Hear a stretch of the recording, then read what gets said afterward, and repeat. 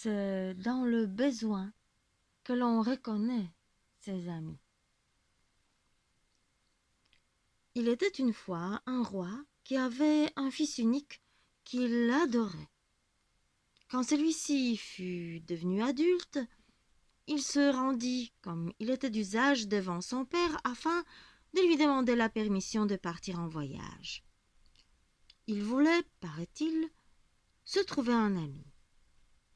Son père l'écouta et dit: « Ton idée me plaît, mais prends garde à ce que ta recherche ne soit pas vaine. » Le prince accepta ce conseil et prit congé du roi. Puis il parcourut de nombreux pays durant 7 longues années sans revenir à la maison. Au bout de ces 7 années, il retourna pourtant voir son père. Ce dernier fut très heureux de son retour et lui dit: « Mon cher fils, raconte-moi comment tu as fait pour t'attirer la faveur des gens et combien tu t'es fait d'amis. » Le prince répondit: « J'ai seulement 3 amis. Le premier, je l'aime plus que moi-même. Le second, je l'aime comme moi-même. Et le troisième, un peu moins que moi-même. Et pourtant, je n'ai fait pour ce dernier que très peu de choses. » Le roi répliqua: « C'est un bienfait que d'avoir des amis. Mais il faudrait savoir ce qui se passerait si tu étais un jour dans l'ennui. Je veux te conseiller un moyen de l'apprendre.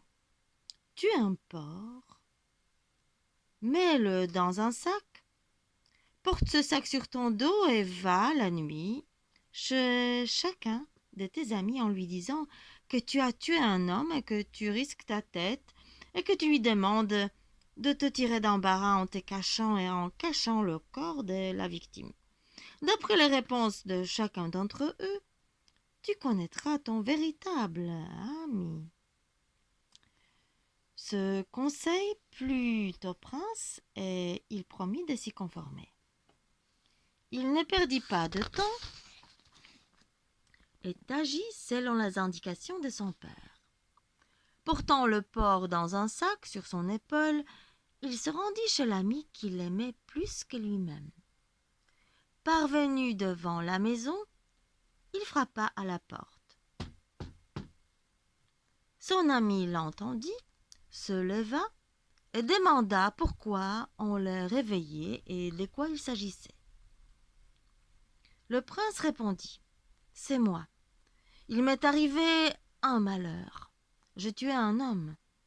Je porte à présent son cadavre dans un sac sur mon épaule et je t'en prie, tire-moi d'affaire. Garde le mort chez toi pour me sauver la vie. » Quand l'ami favori entendit cela, il dit: « Tu te rends compte de ce que tu me demandes? Tu as tué seul cet homme sans prendre conseil de moi. Tu dois donc seul à présent en supporter les conséquences. Si l'on trouvait ce cadavre chez moi, je serais ton complice, et cela, je ne le veux point. Mais comme tu es mon ami et que tu m'aimes plus que toi-même, je t'accompagnerai au tribunal, et je te donnerai de quoi avoir un beau linceul, si tu as la tête tranchée. » Là-dessus, le prince se rendit chez son second ami. Chez lui aussi, il frappa à la porte en demandant qu'il l'aidât dans son infortune. Mais l'ami se moqua. « Tu es sans doute fou, si tu penses que je vais t'assister en pareil cas. Tu sais ce qu'il adviendrait de moi si l'on trouvait ce mort chez moi. Mais comme tu es mon ami et que tu m'aimes autant que toi-même, je t'accompagnerai au tribunal et je te réconforterai en chemin comme je le pourrai. Dis-toi bien que tu es mortel et que, comme tout un chacun, il te faudra mourir. » En entendant cela, le prince s'enfuit et se rendit chez son troisième ami, celui qu'il aimait un peu moins que lui-même. Il frappa à la porte, et l'ami demanda aussitôt ce qu'il désirait. Le prince répondit: Cher ami, j'ai honte de te le dire, quand je n'ai jamais rien fait pour toi. Mais la vérité doit être connue.